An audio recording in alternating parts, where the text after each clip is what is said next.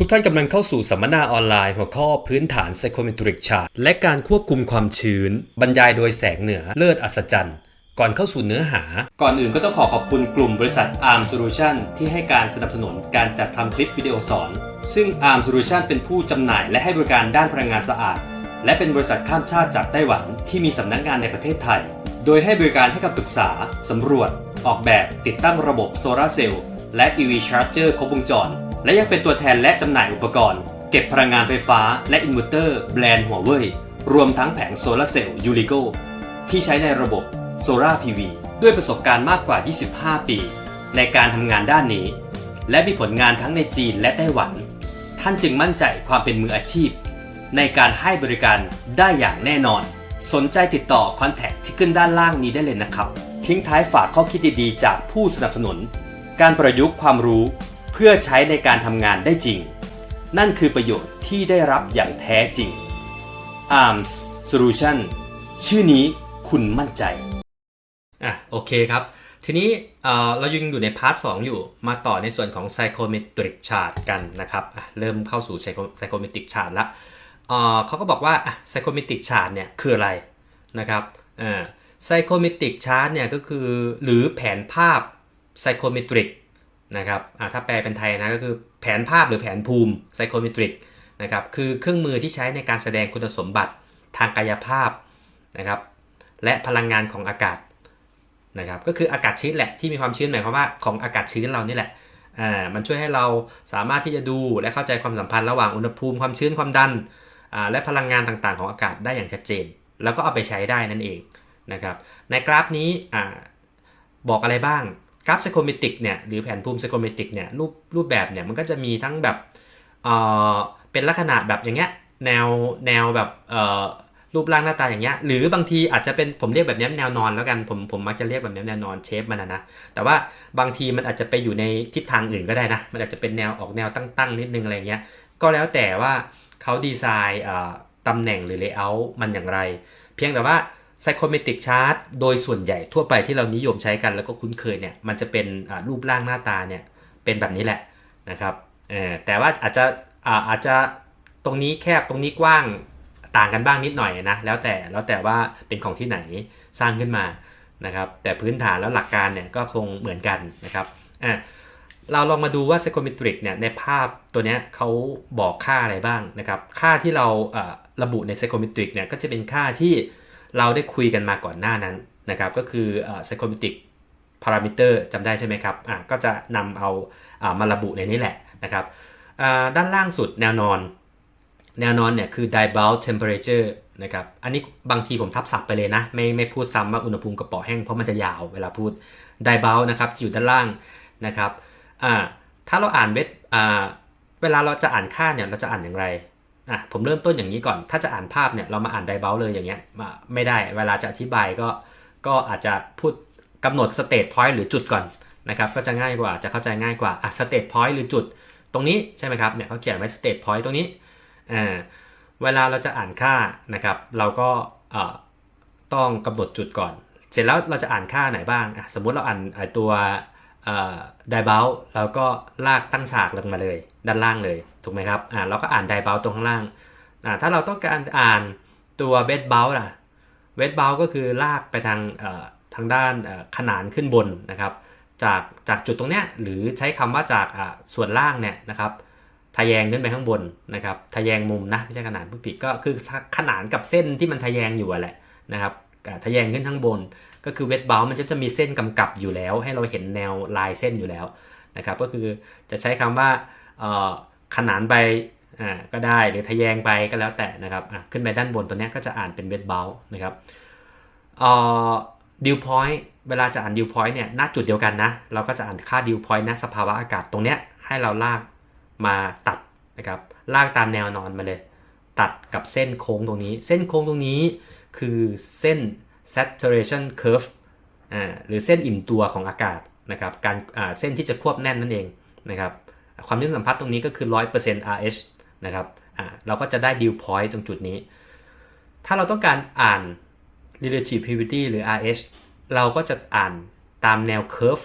นะครับที่ปรากฏตรงเนี้ยมันก็จะมี curve ตั้งแต่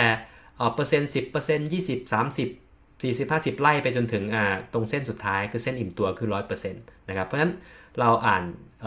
RS ได้ตรงเส้นเคิร์ฟในนี้ที่ปรากฏทีนี้อัตราส่วนความชื้นนะครับให้เราอ่านโดยการที่เราลากเส้นไปทางขวานะครับชนตรงนี้มันก็จะมีสเกลที่จะให้เราอ่านค่านะครับตัวอัตราส่วนความชื้นอยู่นะครับในนี้เนี่ยยังไม่มีเส้นเดี๋ยวนะหาก่อนในนี้ยังไม่มี enthalpy กับ sensible heat ratio ไม่เป็นไรเดี๋ยวก็มีอยู่ดีนะครับสไลด์ถัดไปเราเอาคร่าวๆหน้าตาของการอ่านรูปตัวนี้ไม่ใช่เป็นกราฟใช้จริงนะแต่เป็นกราฟที่เขาทำรูปมาให้เราดูง่ายๆจะได้ไม่ตาลายนะครับจุดประสงค์psychometric chart นะครับอีกครั้งหนึ่งเมื่อกี้เราเกริ่นกันมาแล้วแหละนะครับเราขยายอีกทีจุดประสงค์การใช้งานนะเอาตามนี้เลยเพื่ออะไรเพื่อการออกแบบระบบ HVAC นะครับใช้ในการออกแบบและวิเคราะห์ระบบปรับอากาศเพื่อคำนวณสภาพอากาศหรือสภาวะอากาศที่เหมาะสมในการควบคุมความร้อนและความชื้นนะครับในอาคารหรือในระบบนั่นแหละนะครับสองก็คือช่วยในการควบคุมความชื้นคือเขาพยายามแยกออกมาให้เห็นให้ชัดๆว่าบางทีวัตถุประสงค์ของระบบตัวนี้มันอาจจะเป็นระบบควบคุมความชื้นพิเศษนะครับเลยนั้นเขาก็ระบุชัดเจนออกมานะครับช่วยในการคำนวณและออกแบบระบบที่ควบคุมความชื้นในห้องคลีนรูมหรือในสภาพแวดล้อมที่ต้องการควบคุมอุณหภูมิและความชื้นอย่างแม่นยำนะครับอย่างแม่นยำจริงๆก็บางคำก็จะใช้คำว่าอย่างเข้มงวดนะแต่ผมเปลี่ยนใหม่เป็นแม่นยำแล้วกันจะได้เข้าใจง่ายนะครับเช่นห้องเก็บข้อมูลหรือโรงงานอุตสาหกรรมต่างๆที่เราได้กล่าวไปแล้วหลายแบบเราฉายภาพมาแล้วนะครับเราก็จะเห็นภาพนะครับ3การประหยัดพลังงานก็ใช้ในการวิเคราะห์พลังงานต่างๆนะครับโดยหลักการที่เกี่ยวข้องนี่แหละนะครับนี่คือจุดประสงค์ของ psychometric chart นะครับ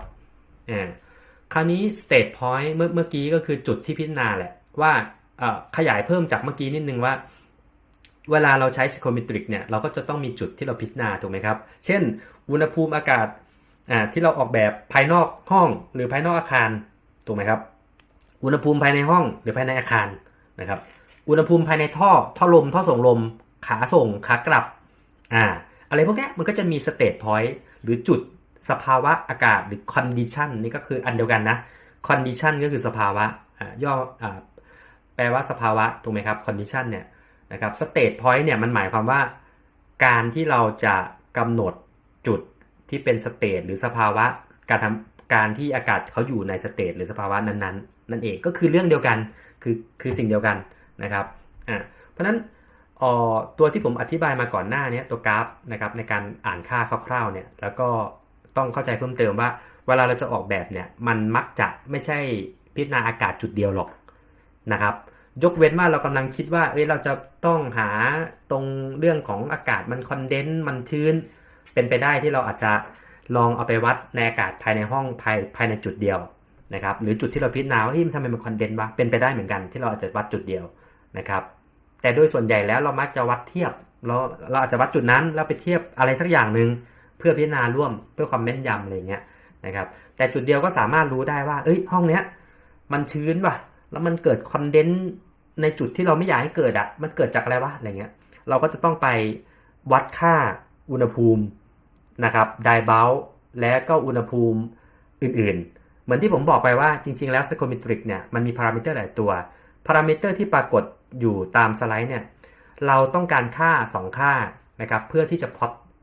psychometric หรือพล็อต state point ตรงนี้นะครับเราต้องการค่า2ค่าเพราะฉะนั้นเรามีแต่ die bound อย่างเดียวเนี่ยถามว่าพล็อตได้ไหมคำตอบคือไม่ได้นะครับเพราะ die bound เนี่ยมันต้องมีจับคู่ให้มันเราจะใช้ die bound คู่กับ weight bound ก็ได้ die bound คู่กับ RH ก็ได้ die bound คู่กับ dew point ก็ได้คือเราต้องกำหนดคู่นะครับแต่โดยทั่วไปแล้วเนี่ยเราอาจจะสามารถมีเครื่องมือในการวัด dew point ได้เลยโดยที่ไม่ต้องใช้ psychometric มาอ่านได้ไหมได้ถามว่าได้ไหมได้นะครับเครื่องมือวัดทั่วไปเนี่ยแต่ไม่ได้บอกว่าทุกเครื่องทำได้หมดนะโดยส่วนใหญ่มันก็จะมีฟังก์ชันวัดdie bound weight bound dew point ในตัวเองเลยนะครับแต่สมมุติว่ามันเป็นเครื่องแบบไม่แพงมันวัดได้แค่ die bound กับRS หรือ die bound กับ weight bound เนี่ยมันก็เราก็พล็อตกราฟแล้วลากขึ้นไปลากพล็อตเสร็จได้จุดปุ๊บใช่ไหมแล้วก็ได้ค่า2ค่ามันก็จะพล็อตได้แล้วเราก็ลากไปตัด die bound ก็อ่านได้คร่าวๆนะเวลาพล็อตเนี่ยเรายังไม่ถึงสไลด์หรือการอธิบายในการอ่านค่าหรือพล็อตค่านะครับอันนี้ผมคร่าวๆก่อน ทีนี้เราไปดูกันในเรื่องของpsychometric หน้าตามันเริ่มเข้าหน้าตา psychometric แล้วนะครับ psychometric chart แล้วว่าเป็นไงนะครับที่เขาเรียกกันว่าชื่อภาษาไทยนะครับบางอาจารย์บางวิทยากรเขาอาจจะใช้คำว่าแผนภูมิ psychometric ก็คืออันเดียวกันนี่แหละแต่ผมใช้ psychometric chart ไปเลยเพราะว่าจะทับศัพท์มันก็ได้เหมือนกันไม่ได้ผิดอะไรแต่ถ้าแปลเป็นทางการและเป็นวิชาการนะตามภาษาไทยนะก็อาจจะใช้คำว่าแผนภูมิ psychometric ก็ได้นะครับแต่ว่าเราใช้ในเชิง practical ทำงานก็มันไม่ค่อยมีใครเรียกแผนภูมิ psychometric หรอกก็เรียก psychometric chart กันหมดใช่ไหมส่วนใหญ่โอเคทีนี้ไปดูpsychometric เนี่ยจริงๆแล้วมีของหลายค่ายหลายยี่ห้อทั้งสมาคมทั้งเอกชนอะไรเยอะแยะไปหมดนะครับแต่ผมอาจจะเอามาให้ดูสักค่าย2ค่ายนะครับเพราะว่าจริงๆแล้วเนี่ยมันสำคัญที่หลักการครับมันจะใช้ของอันไหนเนี่ยไม่ใช่ประเด็นหรอกสำคัญที่ประเด็นว่าหลักการเราเข้าใจหรือเปล่าในเรื่องสภาวะอากาศสมการที่เกี่ยวข้องหลักการควบคุมต่างๆตัวนี้สำคัญนะครับมาดูตัวนี้Psychometric chart ตัวนี้จะเป็นของASHRAE นะครับก็คือสมาคมทางด้านวิศวกรรมปรับอากาศ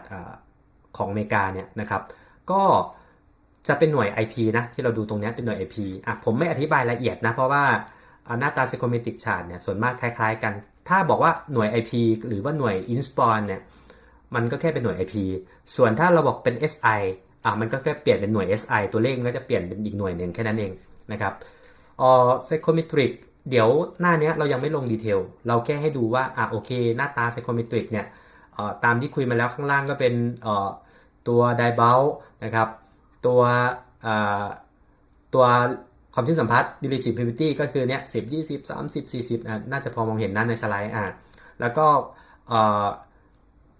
อุณหภูมิกระป๋อเปียกตัวเนี้ย35 40 45 50ก็ไล่ตามเคอร์ฟนี่ไปตัวนี้ก็จะมี enthalpy นะเพิ่มเติมนิดนึงจากไอ้เจ้า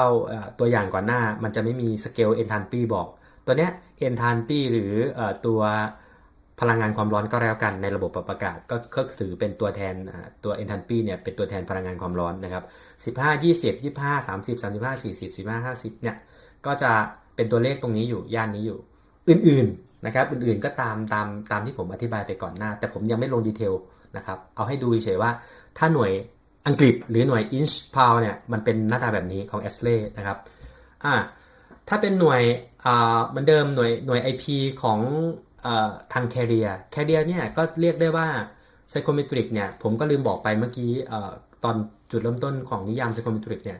คนที่คิดคนแรกๆเลยหรือคนแรกเนี่ยก็กำเนิดมาจากมิสเตอร์ Carrier นะนี่ต้องให้เครดิตแกนะเพราะว่าเราเป็นคนยุคหลังเนี่ยผ่านมา110 ปีเศษๆเนี่ยแล้วเรามาศึกษาเนี่ยเราก็ต้องให้เครดิตแกว่าเขาเป็นคนที่จะบุกเบิกหรือเริ่มต้นเซตตัว Psychometric ขึ้นมาแต่ว่าในช่วงยุคแรกเนี่ยมันอาจจะยังไม่ค่อยสมบูรณ์นึกภาพนะแล้วมันก็จะมีการนักวิชาการที่เป็น expert ทางด้านในวิศวกรรมทางด้านปรับอากาศของในอเมริกาเนี่ยเขาพัฒนาพวกกราฟเนี่ยให้มันมีความชัดเจนมันมีความแม่นยำถูกต้องขึ้นครบขึ้นบ้างนั้นเถอะแต่คนแรกๆเนี่ยที่คิดกราฟ Psychometric ขึ้นมาเนี่ยก็คือมิสเตอร์ Carrier นี่ก็ผมก็ขอให้เครดิตนะและองค์ความรู้หลายๆอย่างก็เรียกว่า Carrier นี้ก็ประมาณ110 ปีนะอันนี้คือไม่ได้โปรโมทให้เป็นพิเศษเพียงแต่ว่าเราเห็นว่าเขามีการเผยแพร่ข้อมูลเยอะจริงๆนะครับแล้วผมก็ใช้ดีไซน์แมนนวลอยู่หลายๆตัวของ Carrier ประกอบการทำงานมาโดยตลอดก็เลยให้เครดิตนะครับแค่นั้นเองอันนี้หน่วย IP ถามว่ามีอะไรบ้างผมไปไวๆนะเพราะว่าคอนเซปต์เนี่ยมันไม่ต่างกันเยอะนะครับข้างล่างเนี่ยก็จะเป็นเขากำหนดเป็นฟาเรนไฮต์ใช่ไหมครับ20ไปถึง110ฟาเรนไฮต์ตัวนี้เคอร์ฟนี่ก็ตั้งแต่25ไปถึง80เกิน80ไปด้วยนะแต่ไม่ใส่ตัวเลขนะครับตัวนี้เคอร์ฟตัวนี้ก็จะเป็นเวทบอลเอนทันปี้10 15 20ไปถึง45แล้วก็เลยไปอีกนะครับตัวนี้ตัวความชื้นสัมพัทธ์ก็ตรงนี้เห็นไหมตัวมันคล้ายๆกันหน้าตาคล้ายกันเพียงแต่ว่าไอตัวรูปที่เราเห็นของ Carrier เนี่ยมันจะเหมือนกับดูสดใสดูสว่างดูชัดดูชัดดูง่ายกว่าของภาพเมื่อสักครู่นิดนึงนะครับตรงนี้ก็เป็น Scale Sensible Heat Factor ซึ่งเดี๋ยวค่อยว่ากันอีกทีนะครับส่วนตัวเนี้ยไม่ค่อยได้ใช้หรอกทั่วไปมันก็ไม่มีแต่ของ Carrier เนี่ยของค่ายอื่นก็จะมีแค่ส่วนเนี้ยส่วนใหญ่นะครับอันนี้ก็ไม่ต้องพูดถึงมันไม่ค่อยได้ใช้นะครับของ ASHRAE ตัวนี้ก็จะเป็นหน่วย SI Unit นะครับSI Unit ก็ไม่มีอะไรก็หลักๆก็ตำแหน่งต่างๆก็เหมือนเดิม แต่ว่าเปลี่ยนเป็นหน่วย SI แค่นั้นเองเห็นไหมครับข้างล่างก็จะเป็นองศา C ถูกไหม SI ก็จะ0 10 20 30 40 50องศา C นะครับตามนี้เลยของ SI นะครับทีนี้เรามาค่อยๆดูในเรื่องของการเริ่มจะต้องอ่านแล้วนะครับแต่เราดูกราฟที่เราจะใช้กันในเนื้อหาส่วนนี้ผมจะใช้เป็นในเรื่องของ SI ของ Astley และใช้เป็นหน่วย SI ก่อนนะครับในคลาสเฉพาะส่วนที่เราจะอบรมกันวันนี้นะครับเน้นหน่วยนี้ก็แล้วกันเพราะว่าจริงๆแล้วตัวหน่วยเนี่ยอันนี้โดยส่วนตัวนะผมไม่ได้มีปัญหากับหน่วย SI หรือหน่วยIP เลยผมใช้ได้ทั้ง2หน่วยนะบอกส่วนตัวใช้ทั้ง2หน่วยเพราะว่าผมเรียนมาเนี่ยตั้งแต่ปวสขึ้นมาเนี่ยผมก็ใช้หน่วยพวกนี้ผสมกันอยู่แล้วนะครับปริญญาตรีก็ผสมไปนะครับผมก็เลยใช้ได้ทุกหน่วยตอนทำงานมันก็มีทั้งอังกฤษมีทั้ง SI อะไรเงี้ยมันก็ต้องใช้หมดทุกแบบให้ได้นั่นเองแล้วทุกวันนี้ผมว่าแต่ว่าเราอาจจะมีการชอบนะหมายถึงว่าเราชอบใช้IP ใช้อังกฤษหรือชอบใช้ SI อะไรเงี้ยมันจะมีความชอบอยู่หรือความถนัดก็เลือกใช้ไปตามนั้นแต่สุดท้ายทุกวันนี้มันมีเว็บแปลงหน่วย conversion factor ก็เข้าเว็บเข้าแอปแปลงหน่วยมือถือมีหมดแล้วมันไม่ได้มีปัญหาหรอกเพียงแต่ว่าเราใช้ทั้ง2หน่วยก็จะมีข้อดีเหมือนกันว่าเราจะได้ไปเจอสถานการณ์ต่างๆเนี่ยในลูกค้าที่เขาใช้หน่วยไม่เหมือนกันหรือเราต้องไปเจอสถานการณ์ที่หน่วยมันแตกต่างเนี่ยเราจะได้ไปต่อได้หรือแปลงกลับไปกลับมาได้ก็ไม่ได้ยากอะไรนะครับต่อเลยนะครับเรื่องหน่วยแต่บังเอิญว่าคอร์สเนี่ยมันไม่ใช่คอร์สพื้นฐานฟันดัมเบลทัลของ HVAC ผมก็เลยไม่ได้มาพูดเรื่องแปลงหน่วยเยอะนะเดี๋ยวยังไงก็รบกวนไปดูในเรื่องแปลงหน่วยกันเพิ่มอีกนิดนึงก็แล้วกันนะครับหรือจริงๆคลิปอื่นๆเนี่ยก็อาจจะมีด้วยนะครับของที่ผมทำไว้ในช่องYouTube ลองไปดูแล้วกันนะครับเรามาเริ่มกันเลยเพื่อไม่เสียเวลาไล่ไปเลยนะครับผมจะไม่ไล่ซ้ำเยอะนะก็เอาเป็นสเต็ปของสไลด์นี้แล้วกันไดบาวอยู่ข้างล่างใช่ไหมครับเป็นองศา C นะครับไดบาวก็คือตรงนี้นะครับอุณหภูมิกระเป๋อแห้งเราจะเริ่มไล่ไปเรื่อยๆทุกพารามิเตอร์เลยนะครับโดยที่จะแยกชัดเจนเลยว่าวิธีการอ่านค่าไดบาวของแต่ละสไลด์แล้วก็วิธีการอ่านนะหมายถึงว่าการกำหนดและการอ่านที่อยู่ใน Psychometric เนี่ยมันอ่านยังไงและโฟกัสตรงไหนโอเคต่อเลยนะครับไดบาวด้านล่างเนี่ยก็จะเห็นว่าจะมีสเกล0 50 15 20 25 30 35ไปถึง50แล้วกันองศา C ตรงนี้นะครับก็เรียกว่าเวลาเราจะอ่านค่าเนี่ยมันก็คือเส้นที่เราต้องลากขึ้นไปตั้งจนสุดเนี่ยแหละจนชนหมดเลยตามนี้เลยแต่ถามว่าเวลาจะอ่านเนี่ยไปอ่านจนชนตรงสุดท้ายเลยเหรอคำตอบคือไม่ใช่เราจะอ่านค่าแบบไหนเราก็จะอ่านค่าตามสไลด์นี้ตัวอย่างนะครับตัวอย่างการพลอตค่าและการอ่านค่าโจทย์นะครับกำหนดให้เราเนี่ยก็คือt ไดบาวเนี่ยเท่ากับ35องศา C และความชื้นสัมผัส 50% RH นะครับเขาบอกว่าให้เราพลอตรูปพลอตกราฟนะครับเราก็จะทำให้ดูนะครับว่าขวามือเนี่ยพลอตได้อย่างไรเราก็สเต็ปหนึ่งเนี่ยนะครับPsychometric เนี่ยเวลาเรารู้ค่าอะไรเราก็จะต้องเอามาพลอตพูดง่ายๆ Psychometric มันจะมีหลักการเพิ่มจากที่ผมพูดเนี่ยเดี๋ยวผมค่อยๆไปแล้วกันคือโจทย์มันให้มาอยู่แล้วว่า T d i b a l 35และ 50% อันนี้เราก็มีค่า2ค่าแล้วเหมือนที่เราพูดในเงื่อนไขก่อนหน้านี้ว่า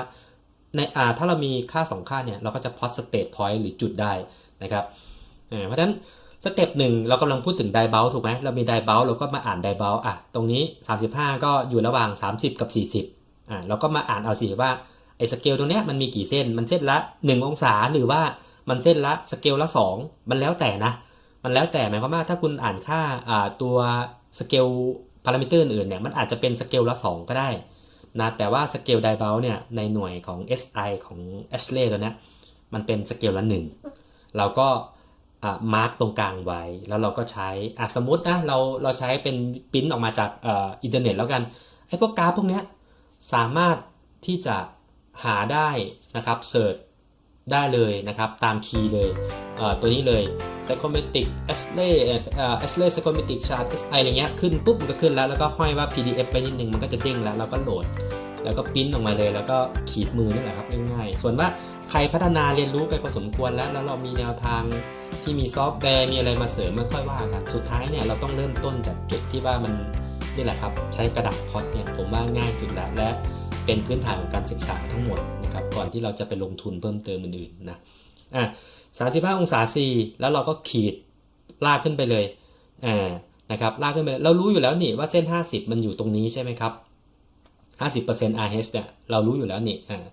เรามองไปก็เห็นละแล้วก็ลากเลยไปสักหน่อยหรือใครจะไม่เลยมากก็ได้แล้วแต่ถนัดนะแล้วเราก็ขีดเส้นเนี่ยเล็กๆก็ได้นะขีดเส้นหรือเราจะกำหนดจุดตรงนี้ก็ได้นะครับแต่ว่าผมทำเส้นยาวให้เราดูไงจะได้เห็นชัดๆว่า50% เนี่ยมันสตาร์ทตั้งแต่ที่0 องศา C เลยนะสตาร์ทตั้งแต่ที่0 องศา C เลยนะฟังอีกทีนะครับไปยันตัดบนสุดเนี่ยของเฉพาะในกราฟที่มันแสดงได้นะก็อาจจะอยู่ประมาณเดี๋ยวนะอันนี้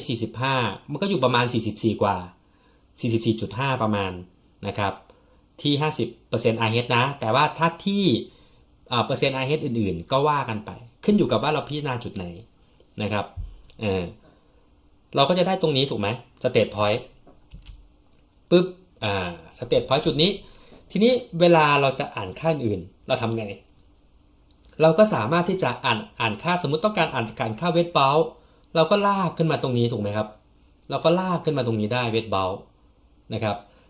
ถ้าเราต้องการอ่านเอนทันปี้ก็ลากขึ้นมาตรงนี้เลยก็คือลากขึ้นมาเหมือนเดิมนี่แหละก็ได้80ประมาณนะ80เอาตัวเลขกลมๆแล้วกันตัว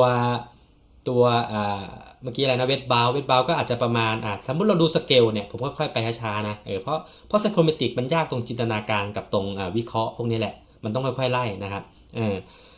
ตัวนี้สเกลไอตัวเวทเบล25ตรงนี้30แสดงว่าตัวนี้ขีดละ1ถูกไหมฮะ25 26 27 28 29 30เนี่ยงั้นแปลว่าเราคาบเส้นตัวนี้อยู่เนี่ยเราก็จะเห็นว่าตัวเนี้ยมันคือเส้น26ถูกไหมครับก็จะมีเล็กๆเนี่ยเขียนไว้ว่าเนี่ยเวทเบลเทมเพอเรเจอร์เห็นปะแต่ว่าเขาจับที่25ให้ดูก็แปลว่าไอเส้นที่มันขนานเนี่ยมันคือเวทเบลถูกไหมมันคือเวทเบลแต่ว่าจริงๆแล้วเนี่ยบางครั้งผมก็อธิบายโดยการพูดทีเดียวเลยนะพูดเอากราฟแอชเลย์มาแล้วก็พูดเลยไดเบลอยู่ตรงนี้เวทเบลอยู่ตรงนี้เซตูเรตอยู่ตรงนี้ที่นี่แต่ว่าวันนี้ผมพูดในลักษณะที่กราฟที่มันไม่ใช่ของแอชเลย์ไปแล้วให้เราเอาตามวิธีการคิดแบบนั้นน่ะมาเอามาเป็นส่วนประกอบหนึ่งของการที่ผมอธิบายนี้ได้เลยแต่ของแอชเลย์เนี่ยผมจะอธิบายทีละตัวแปรไปเลยว่าแต่ละตัวแปรเนี่ยอ่านตรงไหนเพราะนั้นเราก็เอาไปรวมกันได้อยู่ดีนึกออกไหมนะครับเวทเบลก็อ่านตัดตรงนี้นะครับสไลด์แรกเนี่ยผมอาจจะอธิบายนานหน่อยเพราะว่ามันเป็นการอ่านค่าในแบบแรกพอแบบถัดไปเนี่ยก็จะพูดกระชับขึ้นเพราะว่าเราเริ่มเข้าใจแล้วนี่คอนเซ็ปต์มันก็จะคล้ายๆกันวิธีการอ่านนะครับโอเคเวลาอ่านดิวพอยต์ก็ลากมาตามแนวนอนใช้คำง่ายๆนะลากมาตามแนวนอนมาตัดตรงนี้นะครับมันก็จะได้เท่าไหร่ลากแนวนอนมาปุ๊บถ้าใครมีตัวไซโครเมตริกหรือปิ้นเห็นถึงตรงนี้กดสต็อปได้ก่อนแล้วก็ไปเสิร์ชแล้วปิ้นออกมาก่อนเนาะปิ้นออกมาหรือว่ามีแท็บเล็ตก็ว่าไปแล้วใช้ฟังก์ชันไม้บรรทัดเนี่ยครับแล้วแต่ถนัดนะครับมันทำได้หลายแบบหรือปิ้นออกมาง่ายๆเป็นกระดาษเนี่ยแล้วก็ขีดตามเลยก็ได้จะได้ทำเป็นนะครับขีดตามเลยลากขวามาตัดตรงนี้ปุ๊บเราก็จะได้เส้นระหว่าง20กับ25ถูกไหมครับตรงนี้เท่าไหร่ล่ะผมเอาพูดแบบคร่าวๆนะไม่ได้วัดจริงให้ดูอาจจะอยู่ประมาณสัก2 จุดเกือบ23ถ้าดูตามสเกลจุดๆนี่นะเกือบ23เหมือนกันนะครับถามว่าไอ้ตรงเนี้ยมันใช้ตัวเลขเหมือนกับเวทเบลเลยเวลาอ่านใช่มันก็คือใช้ตัวเลขอันเดียวกันนั่นแหละใช้ตัวเลขที่ปรากฏในกราฟเหมือนกันแต่เวลาอ่านคนละแบบเวทเบลเนี่ยมันลากขนานเป็นลากทะแยงมุมขึ้นด้านบนนะครับขึ้นไปจากมุมขวาเขาเรียกว่ามุมขวาล่างนะตามหลักการที่เรียกที่ถูกต้องเลยนะทะแยงมุมขึ้นไปเนี่ยไปตัดซ้ายบนนะครับหรือเส้นตรงนี้ก็จะอ่านเวทเบลส่วนแล้วอ่านไดเบลดิวพอยต์เนี่ยเราจะลากแนวนอนนะครับแนว horizontal เนี่ยมาตัดตึ๊บตรงนี้มันก็จะต่ำกว่าเวทเบลไงเข้าใจไหมครับนั่นแหละคือประเด็นมันก็จะต่ำกว่าเพราะฉะนั้นดิวพอยต์มันต้องต่ำกว่าเวทเบลอยู่แล้วเวทเบลมันยังไม่ได้ทำอะไรอากาศมันอยู่เฉยๆเวทเบลเนี่ยคืออากาศที่อยู่เฉยๆนึกภาพไหมนึกภาพตามด้วยเนาะเนี่ยมันต้องใช้จินตนาการค่อนข้างเยอะนิดนึง อากาศมันอยู่เฉยๆเรายังไม่ได้ทำอะไรยังไม่ได้เพิ่มอุณหภูมิลดอุณหภูมิอะไรทั้งสิ้นคืออากาศอยู่เฉยๆเนี่ยมันก็จะมีค่าไอ้เจ้าเวทบาวไดบาวอยู่แล้วแต่ดิวพอยต์เนี่ยถามว่ามันก็มีค่าณตอนนั้นอยู่ไหมมีแต่ในกรณีที่เราไปลดอุณหภูมิเนี่ยไอ้เจ้าจุดดิวพอยต์เนี่ยมันก็จะรอการควบแน่นถ้าเกิดอุณหภูมิอากาศมันเย็นลงถึงจุดของมันน่ะนึกออกไหมสมมติตอนเนี้ยเราอ่านเวทบาวไปอยู่ประมาณที่26เนี่ยนะดิวพอยต์อยู่ที่23แล้วกันกลมๆนะถ้าเราทำความเย็นให้อากาศตรงเนี้ยมันเย็นไปเรื่อยๆนะครับแล้วไอ้เจ้าอากาศเนี่ยมันมีอุณหภูมิที่ลดต่ำนะครับต่ำกว่า23หรือเท่ากับ23หรือต่ำกว่าใช้คำว่าต่ำกว่าแล้วกันตามหลักการมันก็จะเริ่มเกิดคอนเดนซ์นะเกิดการควบแน่นนั่นเองนะหวังว่าตรงนี้คงจะเก็ตนะเพราะว่าไม่ได้ซับซ้อนอะไรคือพยายามอธิบายแบบช้าๆแล้วนะครับคือพูดง่ายถ้าอากาศเย็นลงไปเรื่อยๆถึงจุดหนึ่งย้อนกลับไปตรงที่ผมบอกว่าเอาขวดน้ำหรือแก้วน้ำออกจากตู้เย็นแล้วออกไปนอกบ้านนะครับพอเวลาผ่านไปแป๊บนึงเนี่ยอากาศที่เย็นที่ผิวแก้วเนี่ยมันก็จะเกิดการคอนเดนซ์หรือควบแน่นนี่แหละจำได้ไหมมันก็จะเชื่อมตอนที่ผมอธิบายตอนแรกกับผมรู้อยู่แล้วแหละว่าผมต้องพูดตรงนี้แต่ว่าถ้าเราพูดทีเดียวรวดเลยเนี่ยมันก็จะข้อมูลเราจะไม่เห็นภาพมันต้องค่อยๆฉายแบบนี้แหละนะครับเพราะว่าคีย์ของพวกกระบวนการทางไซโคเมตริกหรือคุณสมบัติอากาศเนี่ยคือพวกนี้มันเป็นคีย์ที่เราต้องเข้าใจแล้วก็ต้องจัดการในเชิงหลักการเชิงสมการต่างๆเพื่อที่ว่าเราจะได้คำนวณได้หาขนาดอุปกรณ์ต่างๆหรือวางระบบได้นั่นเองนะครับโอเคต่อเลยมาสไลด์นี้เนี่ยจะพูดถึงเวทเบลนะครับอุณหภูมิกระป๋อเปียกเวทเบลเทมเพอเรเจอร์ตรงนี้ก็จะเป็นเวทเบลใช่ไหมครับแต่ว่าที่ผมจะพูดเพิ่มต่อจากก่อนหน้าก็คือว่าเราต้องลองดูนะครับเวทเบลเนี่ยมันตั้งแต่ตรงนี้เลยนะเนี่ยไล่ขึ้นไปแต่เดี๋ยวผมมีเส้นให้ดูนะครับเวทเบลคือเส้นตรงนี้แหละแต่ว่ามีกี่เส้นล่ะปึ๊บทำแอนิเมชันมาให้ดูเพื่ออะไรให้เราดูง่ายๆถามว่าใช้เวลามากนะเพราะว่าสไลด์ผมเนี่ยตอนนี้ที่จะคุยกันเนี่ยเยอะเดี๋ยวลองเรียนให้จบแล้วก็จะรู้ว่าเยอะแล้วก็หลายๆสไลด์เนี่ยเป็นแอนิเมชันด้วยผมใช้เวลาเยอะมากก็ตั้งใจทำอยู่นะครับเพราะว่าดูของต่างประเทศมาหลายที่ก็พูดง่ายว่าอยากให้สูสีนะครับแล้วบางสไลด์ผมดีกว่าด้วยนะอันนี้แอบขายของนิดนึงบางสไลด์ผมดีกว่าด้วยแต่ไม่ได้แบบว่าแปลว่าเราจะมีองค์ความรู้เป็นมากกว่าต่างประเทศนะเพียงแต่ว่าเราทำในความคิดสร้างสรรค์นะเราทำให้มันสวยให้มันแบบนำเสนอแล้วเข้าใจง่ายอะไรแบบนี้นะครับจะเห็นว่ามันไล่ตั้งแต่0 50 15 20 25 30ตรงนี้เห็นไหมครับนี่คือชัดเลยนะครับก่อนหน้านี้เราก็พูดมาก็พอเห็นภาพแหละแต่ว่าพอแอนิเมชันปั๊บเห็นเลยเป็นอย่างนี้นี่เองนะครับเส้นไหนบ้างก็ตามนี้แต่ว่าเส้นที่ผมไม่ได้ไฮไลท์ไว้เนี่ยนะครับมันก็ไม่ใช่ว่าไม่มีอุณหภูมิกระป๋อเปียกนะมีแต่ว่าทำเส้นตัวหลักให้ดูเฉยๆนะครับ0 50 15เนี่ยแต่ระหว่างเอาระหว่าง20กับ25เนี่ยจะเห็นว่ามีเส้นย่อยถูกไหมครับอันนี้20ใช่ไหม21 22 23 24 25โอ้ยถ้าจบคลาสนี้เรายังอ่านกราฟตัวนี้ไม่ได้ ก็